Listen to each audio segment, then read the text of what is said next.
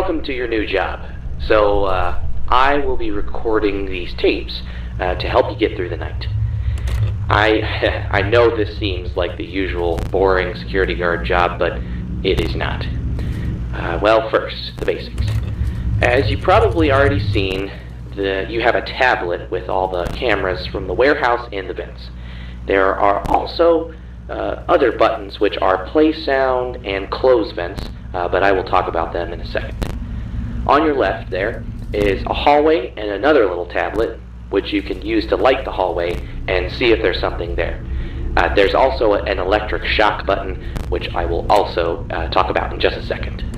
Now, as you probably already saw, there is an old animatronic stored there. This one is not supposed to be part of the tour, so that's why it's here. They don't really tell you why he's here, and when you ask, they say something along the lines of like, because he's too old, or because he doesn't represent John McAdams' work, which I think is a lie, but, well, what are you gonna do? So, I don't exactly know why it happens, but they tend to move at night. Again, when you ask for an explanation, they always tell you, oh, it's their system malfunctioning, don't worry about it. Again, I don't believe them. Mainly because of what happened in the old restaurant with the owner and all the stories behind it. So, anyway, I'm gonna tell you what you should do to protect yourself from all of them, but today I'm gonna talk about 3 of them. So, there's Maggie and Chanchi. They will try and get you from the hallway. You can lure them away with the sound system on the cameras. Just play a sound in the camera they're in and they will go away. Although, there is a small chance that instead of moving back, they move forward, so always keep an eye on them. Now, if you see them in the hallway, use the shock system to give them a control shock. That might make them go away. There is a chance that they will still be there, so keep an eye there too. Then, there's Guppy. Now, he will move towards you. If you use your flashlight, he'll go back to his place, but keep a close eye on him. He won't make any sound as he moves. He's really dangerous. Well, that's everything I have to say for today, and good luck with your first week. Bye.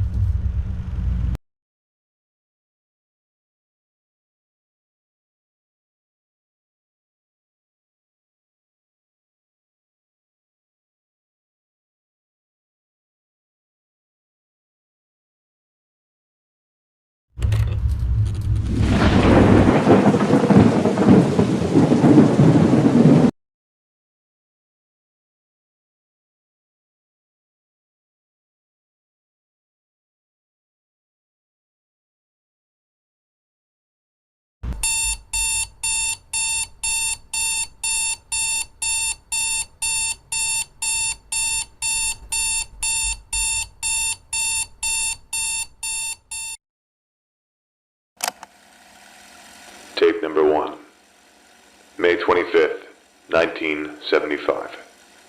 Today marks the first day of the experiment. My name is John McAdams, and I've decided to document my progress with this experiment on tape.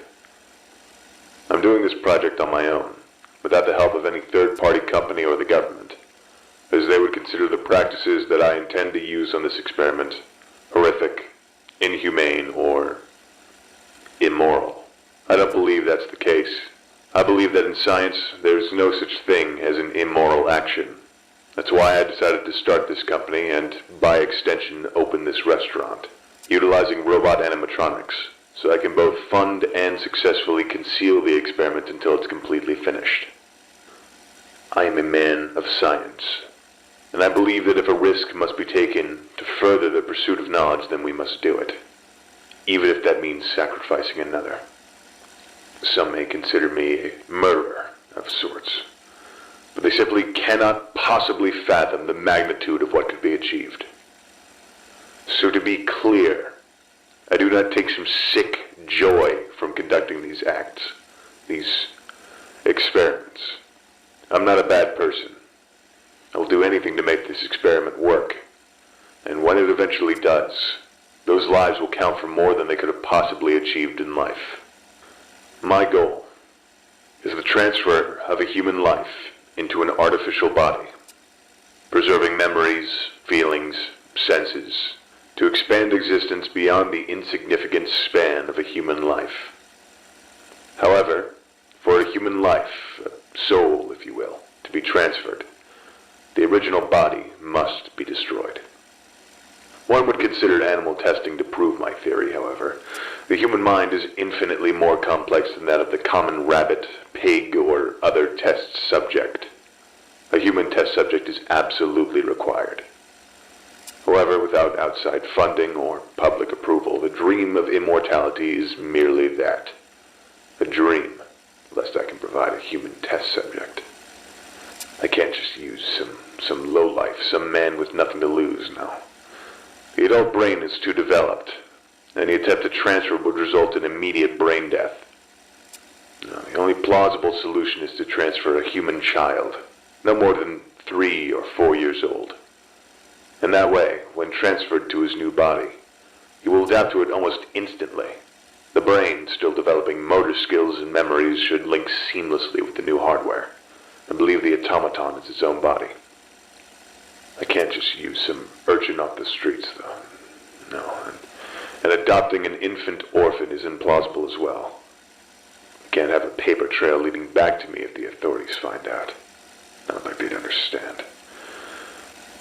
Though with great reluctance, I've decided the first subject for this experiment will be my son, who will be born in about a week from now. I'm going to transfer him to his new body when he turns 3 years old, the age when the human brain starts recording memories. If this works, then he'll be the first of the next step in human evolution. The first to cast off the shackles of flesh that bind us to this earth. This is the beginning of a new future.